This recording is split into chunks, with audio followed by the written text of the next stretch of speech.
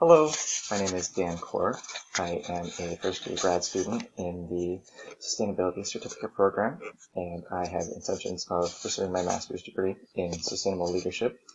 I have an undergraduate degree in environmental geosciences, also from UB.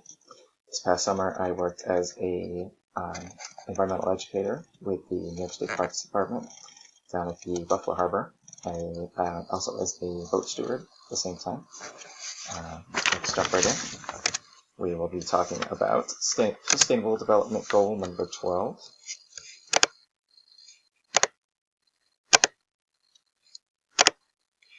Alright, so responsible consumption and production.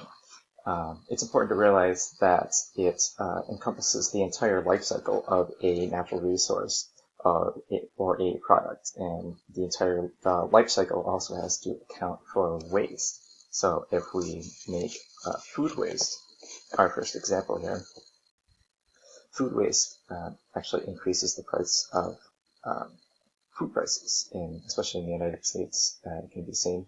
So that will make it more difficult for low-income families and families experiencing poverty to put healthy food on the table, to fulfill the nutritional needs for their children, potentially creating a barrier for us to even address these first three goals seen on the screen right now, SDG 1 through 3. We can move on to another example right here. Pollution in any type and form, whether it's water or air pollution, will directly affect either human beings, whether it's fish or birds in the air, any types of plants. Again, if it's severe enough, or if the ecosystem is fragile enough or fragmented, it could be an incredible barrier and almost create an impact that prevents us from addressing other different goals before we before we address number 12.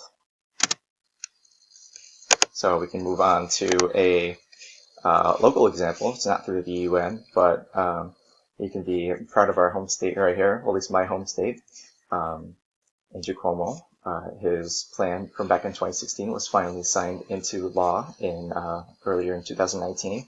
Bans single-use plastic bags with some exceptions, including newspaper bags and bags for bulk items. There's also a provision for an optional 5-cent fee on paper bags. So unfortunately, even though we will be seeing less plastic bags, there will be a measurable increase in paper bags that will be hitting the landfills. So win some, you lose some.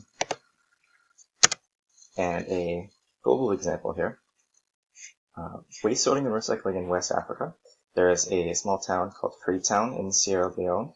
It was found that up to 80% of their waste they didn't even really have a landfill, but up to 80% of it could, if properly treated and sorted, could be composted or recycled and didn't have to be buried or burned or taken care of otherwise.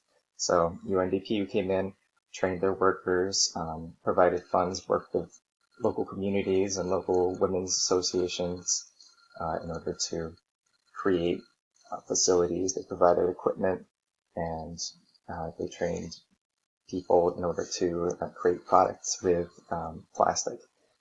They created decorative tiles, you can see on the screen right here.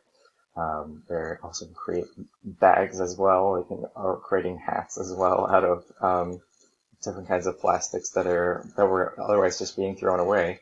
And in addition to helping diverting this waste from the landfill, they were addressing unemployment and putting these people to work, hopefully pulling some of these people out of poverty if they were.